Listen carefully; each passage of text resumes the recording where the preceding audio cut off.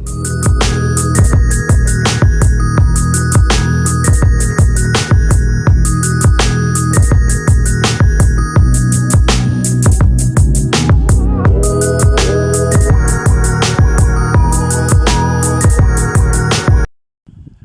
morning, good afternoon, good evening, ladies and gentlemen. Welcome to it. It's time for weekly update on MCM TV.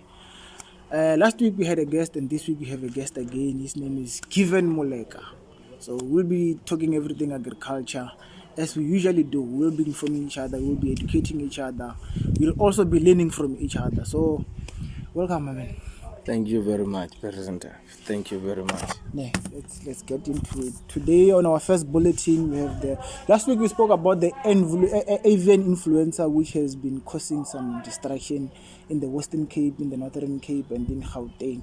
But there is a report that everything is under control now.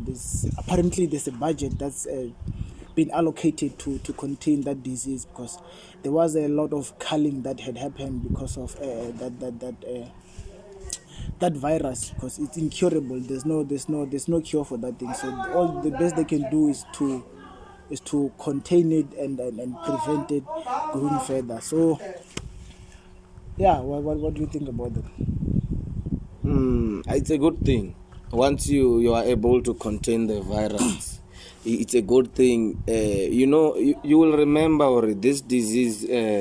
It's a very dangerous disease. It doesn't have a cure.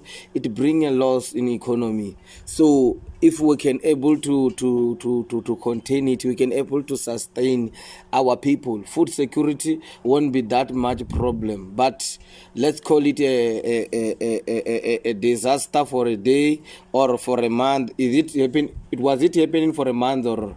It has been months. Let us call it Uri. Maybe now the remaining thing is to cover all the loss right now. We need to focus on moving forward. Yes, the disaster was there. What do we do from next? We make sure we keep biosecurity must be our main priority from now on going onwards. Yeah, because the budget that was allocated by the government is to intensify the biosecurity and also to cover the loss that occurred during the culling, because when they cull, they kill those things, those infected animals. And then if you, for example, you have been raising your chicken for the past 5 weeks, and then on the 6th week where you are supposed to sell, then the chickens get affected, then you're going to lose, because you have to cull all those things, because it's a big loss. Just remember, buying food, stress, starter pack, those kind of medicine,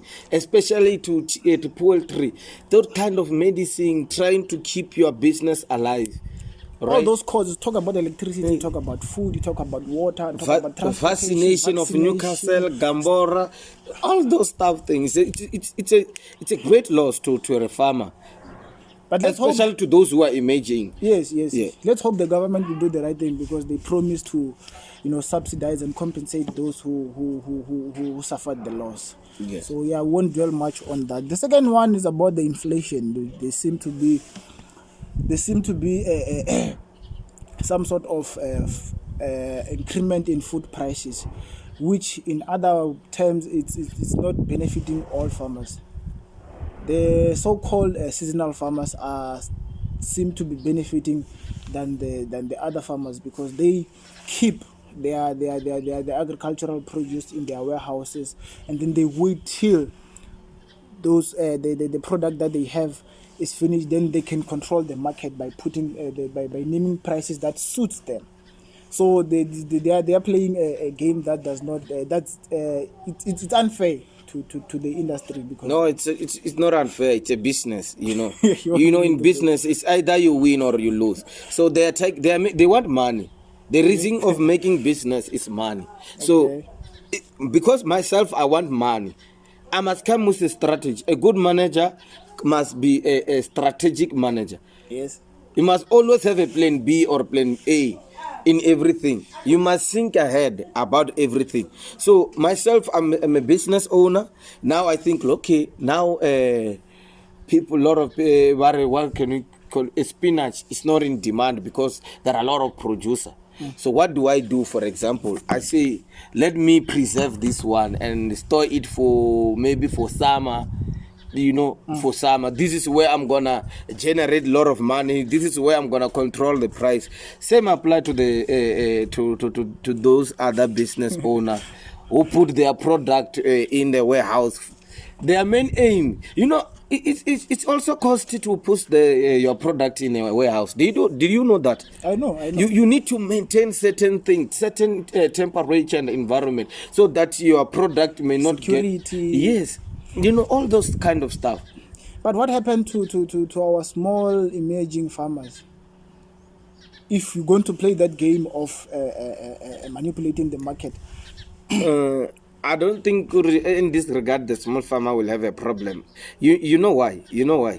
Because those people, they are just bringing the scarce, that seasonal crops. Yes. They are just trying to manipulate the environment. I get you. By storing their own product. If I'm saying now it's time for cabbage, let me give you, for winter it's time for cabbage and potato, and say, okay, in summer there will be high demand of cabbage due to the reason that there will be low producer. So what do? Let me produce more right now, so that I can save it for what? In during summer, where there is a low producer. This is where I can able to make more money. But in the process of preserving, there is also a loss. That is why when you see an increase in price, your people begin to panic. What can you sell? This avocado during winter it is this much. Yes, it is because it is season. You're right? I get you. Yeah, it's like yourself. When it's your time to shine, people will talk anyhow they want, because they see you making it in life. Some will even say, you have snake, you have do ritualist, but they were not there when you were struggling in the process, trying to make something for living. The same to those farmers. They say, okay, which is the best time to market this product? Remember, you also crave for potato, even though it throughout is the year. Yes. And those things are seasonal. Let's talk about mango. It's a seasonal thing, So you also right now I can say you also crave for mango. If someone offer you one, you will crave it. Without hesitating. Yeah. Same apply to the market. No, I get you. It seems like agriculture get affected more than any industry. Whether we talk of inflation, we talk fuel prices. Whenever fuel prices go up or down, the agricultural market get affected. I forgot to include the bulletin of fuel prices. There seem to be there's going to be a decrease of diesel. So a lot of farmers were clapping hands, saying that they're going to benefit from this from this decrease of diesel. So they hope that it can be sustained for a longer period, because they can announce today that there's a decrease of diesel, and then next 2 weeks later there's an increase again. So it doesn't help to decrease the fuel prices for a short period of time. You need to be sustained for a long time, but there's a lot that goes in sustaining that. Oil prices, what because fuel prices are commodities. Based on that, or in agricultural, we use diesel. Diesel is the main source of everything, because in order to use our own machinery, harvesting machines, we need diesel. A lot of machine in agriculture require diesel, because diesel is mainly used by those heavy machine. Yes, it's for heavy machine. Yeah, it's heavy for heavy machine because of long durability of its long durability when it's come to be thick. It doesn't burn very fast like petrol. Yes, it can last long. So it's also saving to the farmers. Once you know, okay, now the price of diesel has decreased, so I can able to save this much. So Yes, it's an opportunity. That's why they want it to be sustained for a longer period, because in South Africa they can say they're decreasing the fuel prices for 2 weeks. 2 weeks literally. It is highly impossible to sustain it in that manner. No, not saying throughout the year. At least maybe 2 months in Yana. At least some people would have benefited during that 2 months. But you can't say you are decreasing the fuel prices for 2 weeks. It makes no sense. Yeah, it makes no sense. But when we check the market, the market is always fluctuating. Yes, ups and down all the time. That's what affects us the most. We don't have to worry much about what do we call it? I mean, those people who produce fuel, they don't worry about much about you. They worry about their own profit. Remember, they are in business. They need profit, they don't care. and they need to pay their workers. Yes. So whatever it affects them, they will do exactly that to make sure that their business remain at top. Okay, man, I get you. Yeah, everything is costed nowadays. Nothing for free. Yeah, there's nothing for Mali. Nothing for free. So on the fourth bulletin, because we talked about the fuel prices. We're talking about South Africa is set to export its largest tons of maize meal to the neighboring country. You talk of your Botswana, you talk of your Namibia, Swaziland, the neighboring country, even in other continents. So it seems like despite COVID-19 last year, the restriction, the lockdown, South Africa has done very well, because it's never produced so much maize in history. This is the first time that they're going to export the most tons ever since South Africa started exporting maize to other countries. So we clap hands for those farmers for working hard. You're very much correct. Let's check the environment. How was the environment? The weather condition actually? Last year we have high rainfall, right? Yes. It also affects the productivity. No, I'm looking at the lockdown restriction that we imposed during lockdown. It was kind of difficult to work as per when there's no lockdown. But no, despite that lockdown restriction, even even when we were in level 5. The government allow farmers to keep on producing. So there are rules and conditions that are taking place within the farmers that they need to follow. But in terms of production, they are working as normal, right? It's just that you make sure that your own workers are safe at all the time. Yeah, that was my point, because you need to keep distance, social distance. You need to buy the PPEs, which are costly. But despite that, they worked hard, and then they managed to achieve break the record. Lot of large farmers, they use machine. So these things of having more workers in the field, it's becoming more difficult, because you find out let's talk about plowing time. Yeah. Tilling time. You will find that maybe a 5 hectare, there are 5 tractors. You're right. Let's say 4 WD tractors. Yeah. Yes. 5 tractors. They are very fast. Those ones, they are good. They can cover a large of in a short period of time. So there won't be it requires one person to control a tractor. Yes, for tilling. Yes. When come for in term of planting, there are machines that can do that. Yes, I actually came across this but something that you used to sow a seed. Yeah. It's a machine that just like damn. They know how to separate them.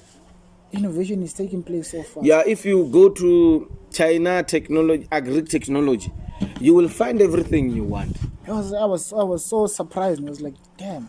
But this thing is neither here nor there, in the sense that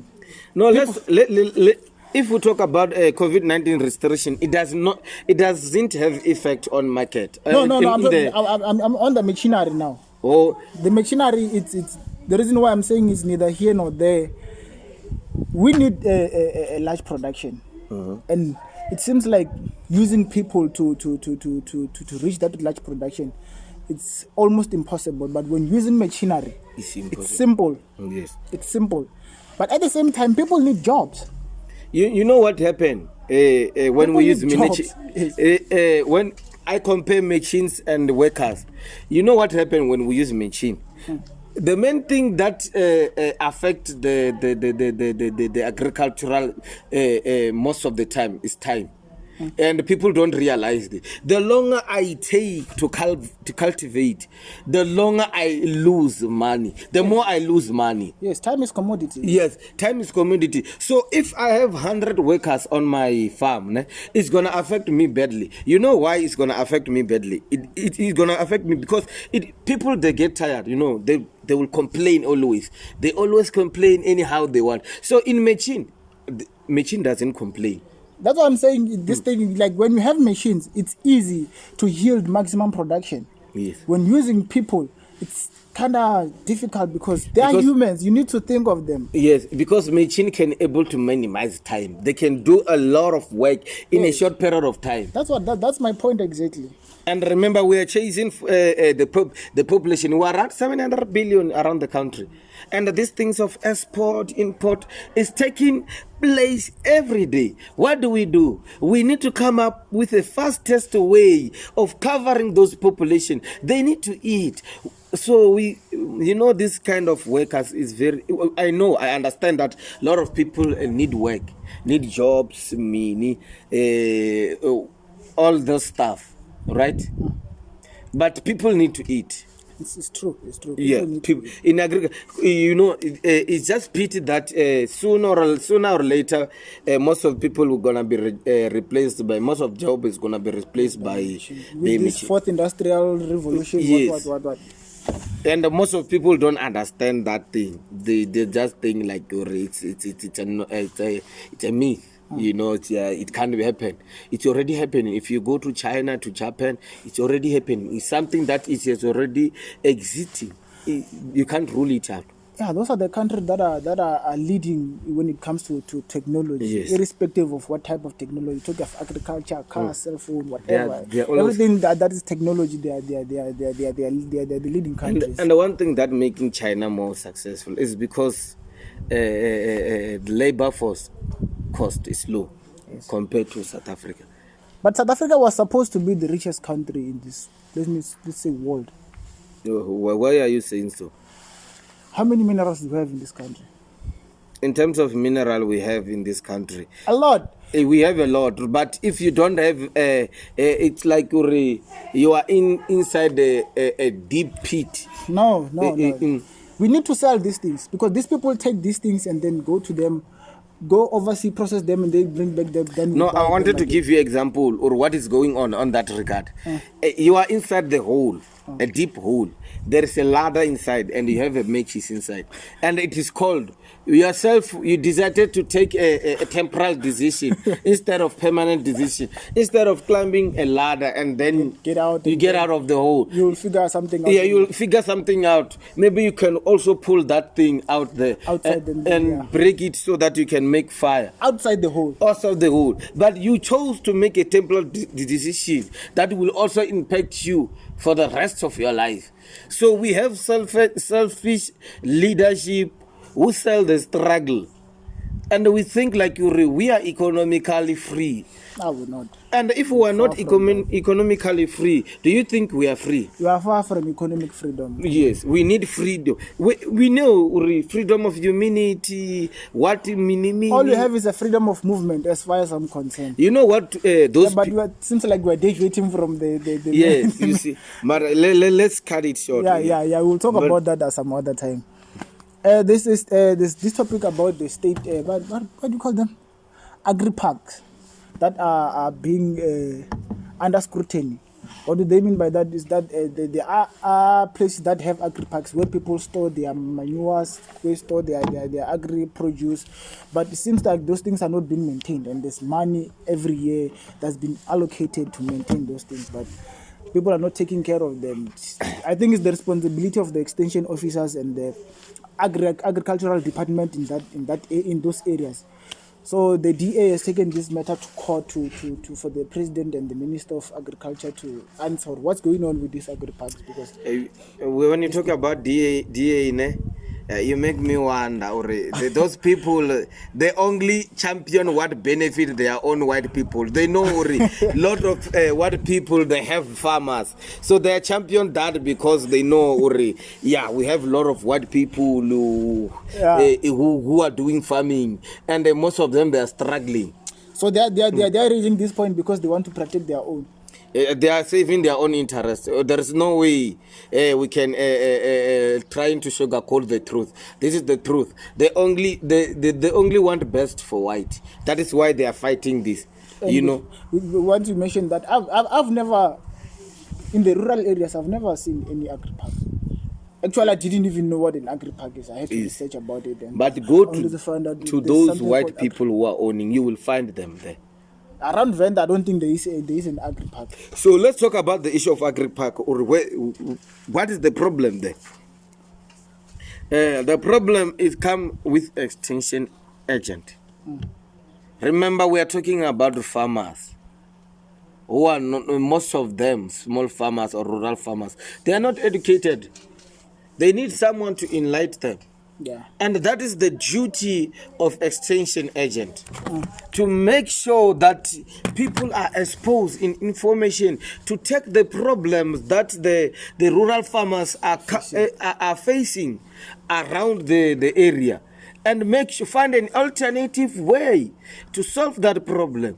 But no, they don't do that. What they do is to chow money every day. They're getting paid every day. In your rural area, you have extension agent, but you never seen him or her, even a day, doing something good for the small farmers. It's not like a extension agent, they need to work only in the farmer. Even here where we are, they need to work with us. Yes. That, like the other purpose of extension officers is to encourage people to continue with farming, because farming is very important. If you once in a while you go check a farmer of a small scale farmer, he will feel like, okay, at least I'm doing something. And also introducing new technology. Yes, I'm doing something right. Okay, these people are recognizing my work. Then that will motivate you. That will inspire you to even do more. But these extension officers are nowhere to be found. And then there's also heavy rain that took place in the Western Cape. It was welcomed by farmers, but apparently, unfortunately, it also left a huge damage in the residential areas. Also in other farms, there are crops that were washed away during that heavy rain. So the issue of rain again is neither here nor there. Farmers need rain, and then it comes. We don't regulate rain. We don't control rain. It comes as it comes. If it comes and then it washes away everything, there's nothing we can do about it. Let's talk about climate change. We don't control climate change. Do we even care about climate change? There are a lot of things that is going on right now about climate change. We don't care about climate change. There are a lot of industry that are releasing carbon monoxide. That thing, it affects the climate change. But yes, those industries cannot be banned because they're contributing to the economy. Yeah, they can't be banned, but let's find an alternative way of neutralizing those things, right? There are a lot of things that is happening now. How for example, when they produce electricity, there's too much burning of coal there. You see? How do you think we could counteract that, and then found what do you think could be the alternative of that? That thing, if we can able to use solar. Not solar, even what do we call it?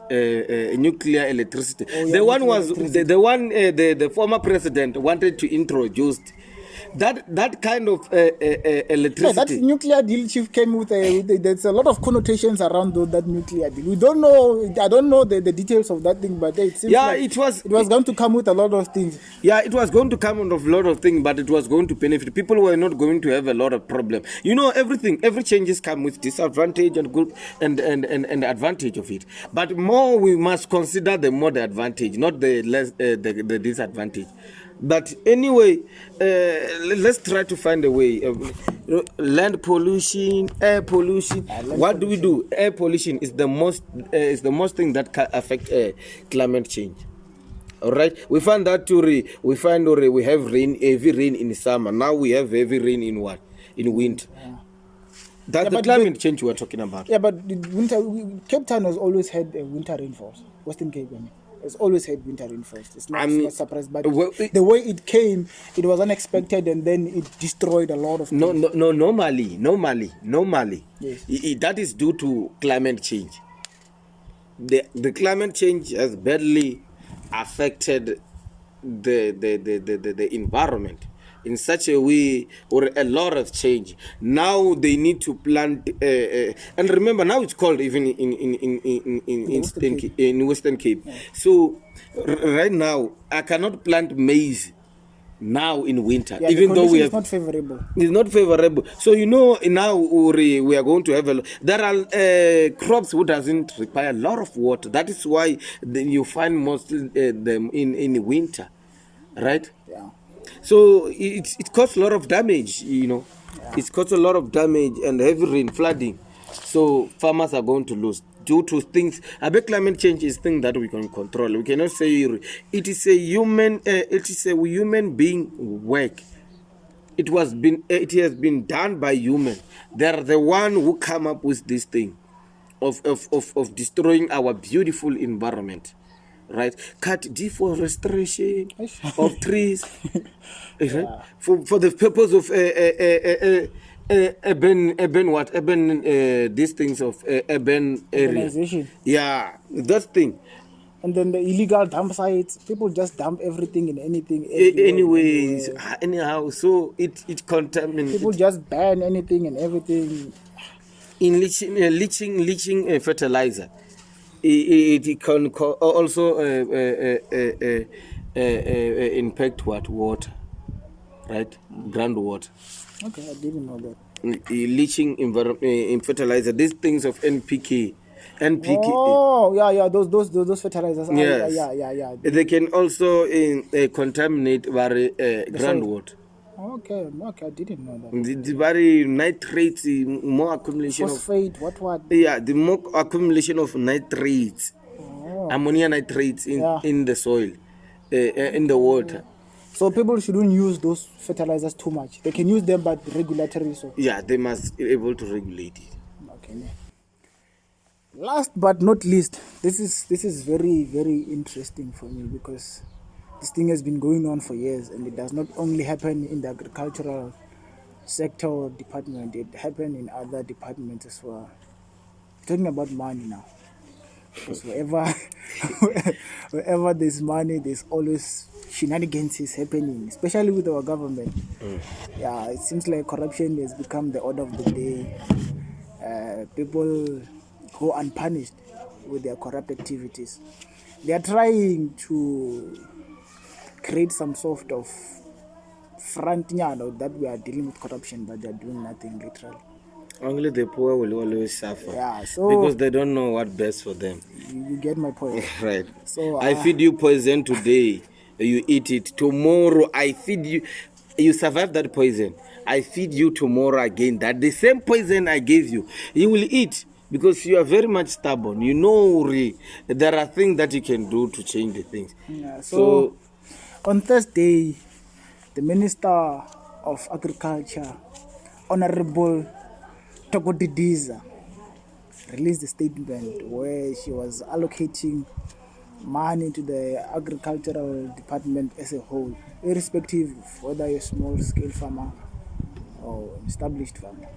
But it seems like established farmers are not happy about this. It seems like their complaint is actually the department is more focused on helping the small-scale farmers, the emerging farmers, the subsistence farmers. They also want to be helped.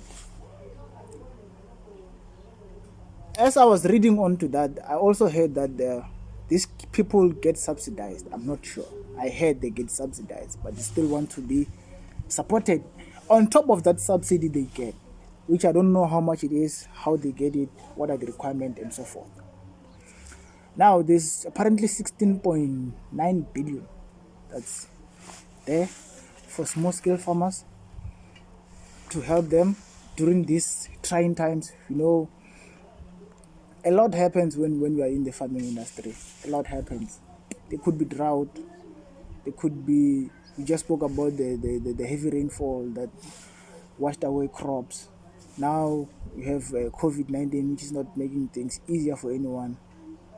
So my issue with the money that's allocated mostly by the department is that in most cases they are not used for their intended purposes. They always hear that there's money allocated, and then there's also these people complaining every day that we applied for the money, we met all the requirement of getting the money, but till today we haven't gotten the money. It's been happening. It does not happen in the agricultural department only. It happens in all departments. In fact, when the president announced the lockdown, I think all the departments had a COVID-19 relief fund. But there are people who haven't got the relief fund. In the agricultural department, I know people personally. I know them on personal level. They applied, and then there were farm inspectors who came to their farm and they signed some documents. They're promising them that they will receive the vouchers. Till today, they haven't gotten nothing. There is this thing of PACY that's trending. Some are still getting it, some are still complaining that I applied for this thing, met all the requirement, I have everything. All I need is the support from the government. I'm not getting anything. This thing has been happening. The department allocate money, go to the provincial, MEC, district, and then extension officers. Somewhere along that line, that's where the money goes missing. And that's the problem that has been happening for years. I don't think it's going to stop now, because it's been happening for years. It has become the order of the day. Now we have Zondo Commission, which, I don't want to get too much into politics, but I don't see the purpose of that commission, because nothing has been done. It's been 3 years now, and no one has been arrested. The problem with that issue. Oh, okay, let me finish. So I don't think if they are failing to resolve a bigger issue as state capture, they will be able to focus on smaller things as the Department of Agriculture. No, the problem is not the minister actually. Let me try to divert this issue in a way that you will even understand yourself. You know, what can I say? If you don't have someone to voice out for your grief, you will not go anywhere.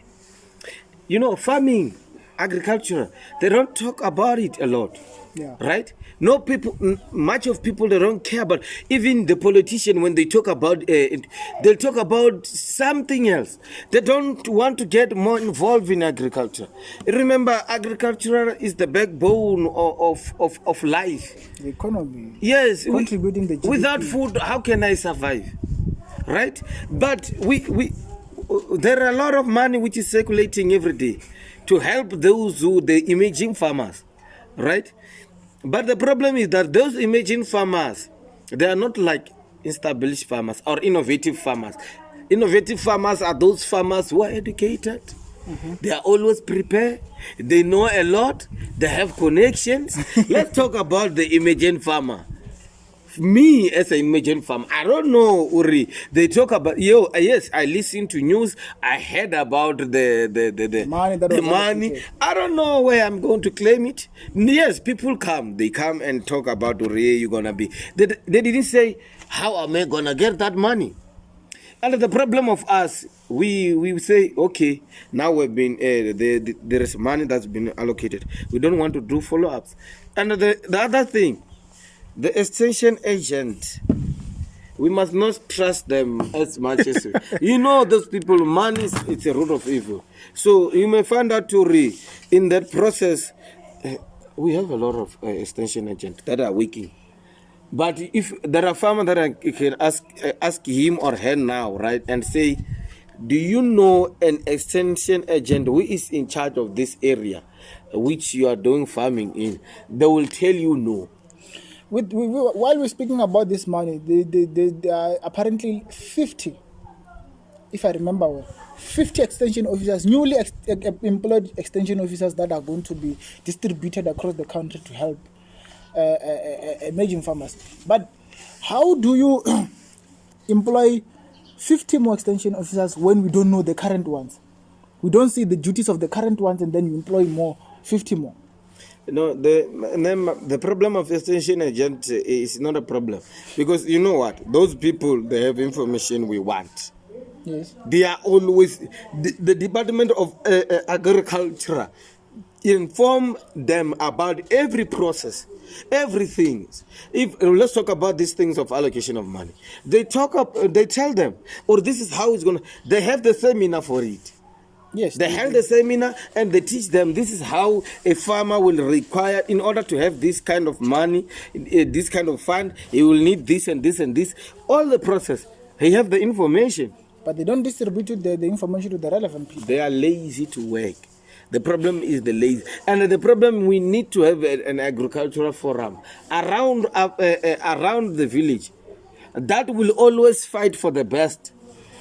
This is the purpose of this platform, to be honest with you. Yes, if we can have, if we can have farmers who can look together and be one thing. Maybe they have chairperson, like a forum, something like that. Yes. This is where their issue can be easy. They can assist each other. But now when you check in the rural, everyone is doing his or her own thing on their own. They don't have the resources. They don't have the resources because the reason why it's just because you think about a lot of things. But you can't implement those things alone. Yes. You need people. You need other people. Okay, you missed this. There's issue of this and this. You write it down. How are we going? Okay, I have information. Or okay, if I want to do fund now, I have to go to the office of agriculturals around Wembe. This is where I'm gonna get help. You have information. Or okay, we know where to find the extension agent. We're going to talk with him. We are combining that information. Yes, and if you go there as a group, yes, you will see that this issue is urgent, this issue needs to be attended to. But yes, if I go there alone, I'll find him fiddling on his phone, and then you're like, yeah, what's the problem? Tell him his problem. Yeah, I'll fix it. Soon as you get out of the office, the problem is gonna shove the paper under the table, and then it's done. But what I can say right now on this issue, on the issue of money allocation, the government must try by all means. You know, they must try by all means. You won't see a lot of agricultural things being advertised in TV and in radio. Agriculture, man, is one of the industry that's, what can I say? It's ghosted. No one wants to talk about it. No one wants to give it attention. No one wants to. Thank you. You stated it in the right way that I wanted. You hit right in the point. No one wants to be involved. And there's this perception that agriculture is dirty, it's for uneducated people. Agriculture requires a lot of education, whether be it formal education or informal education. It requires a lot of education. You need to be well educated. You need to be well informed. You need to be resourceful in order to participate in this. But I think the media also control that. You know why? Yes, media has a control in a lot of things. Yes, they also control these things of. They know, or if we talk about a lot about agricultural things and stuff, right? We are going to enlighten a lot of black farmers, small farmers. A lot of people are going to be interested. Then they turn back to the issue of land reformation. They don't want that issue to be put on the table again. That is why you say agriculture is being contained to the particular people. Right? There's a political. Let's be frank. The EFF always advocate the expropriation of land without compensation. That bill has been in Parliament for years now. No one wants to attend to it. You know, it was their song every day.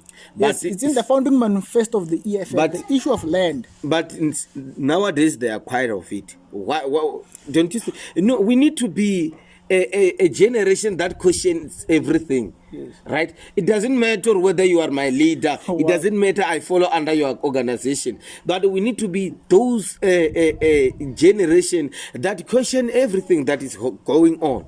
Right? There are a lot of scandals. Okay. The guy, that was his song every day.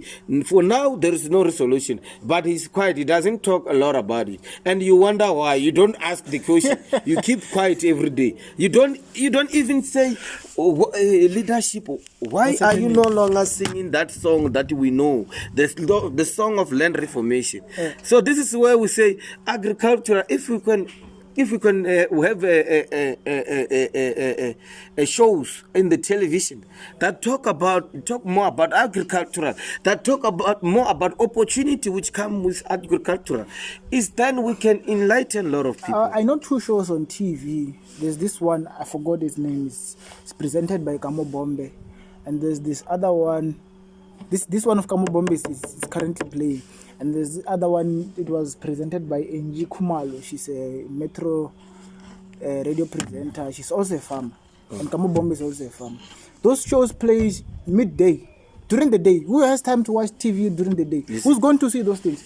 This thing was planned, so that people don't have time to watch these things. But if you place it at the time where everyone is watching TV, people will get knowledge, will be enlightened, and that's what they don't want. You know how the agricultural is made? It's made in such a way that most of black people, it's programmed in the way that most of black people, they can't see, or there's a lot of money in agricultural. Yes. They tend to undermine. I know a teacher who quit his profession of being a teacher and go follow a dream of being a farmer.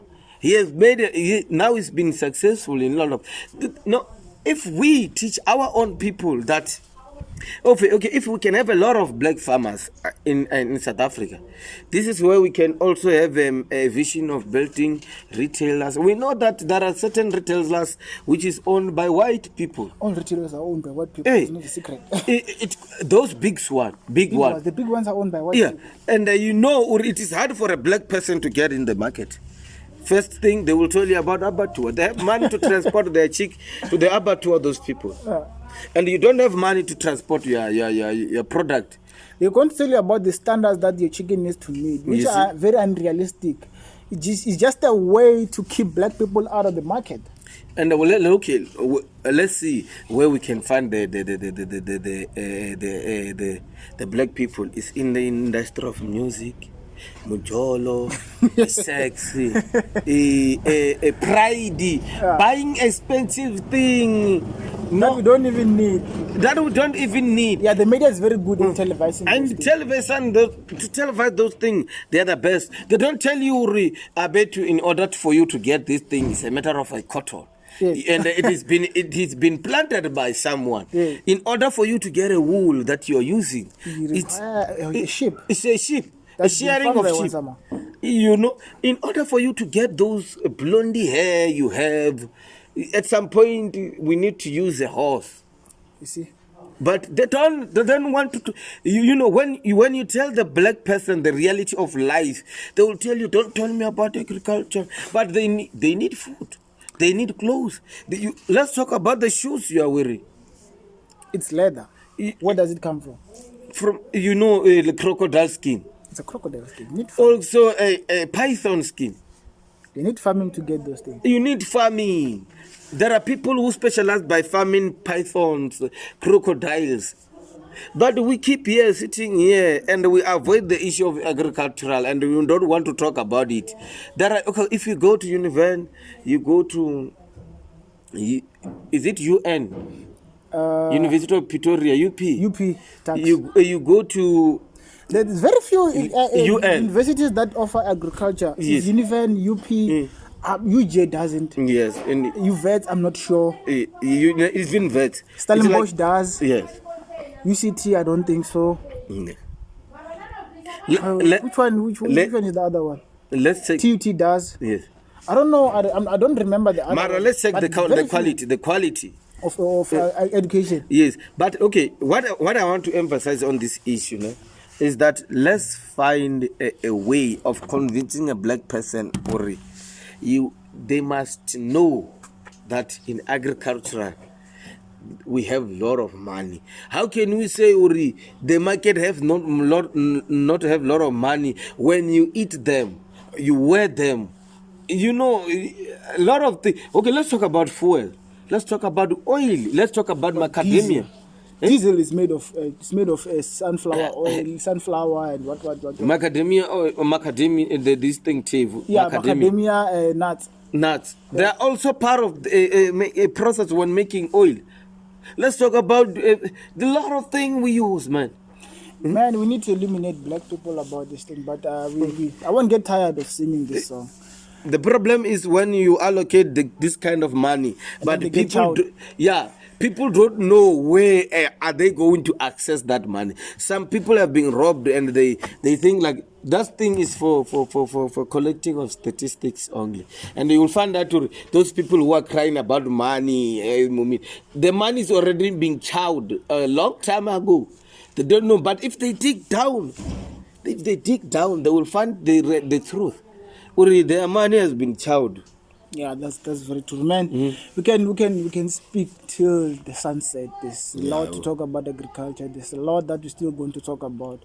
I think for today, let's cut it here, and then we'll proceed again next week. Thank you, man. Thank you for your time, and then we'll talk again next week. This man is a student at Univen. He's a aspiring leader. Yeah. This man is advocating a very... We're pushing. There's no way. We are pushing. Yeah, it's advocating. I usually tell my people, Lori, it's not about learning and get a job, or it's about creating employment. A lot of students that a lot of my classmates, a lot of my colleagues, when I ask them, what do you want to do? I want to work. Now, in this system of agriculture, it's highly impossible. Find something, maybe this education, if you inspire farmers. The only chance you can get work as someone who hold a qualification in agriculture, you're going to be employed at the Department of Agriculture. Yes. So we need to advocate the issue of self-employment. But let's cut it here for today, my man. Let's talk about. Let's call it a day. Sure.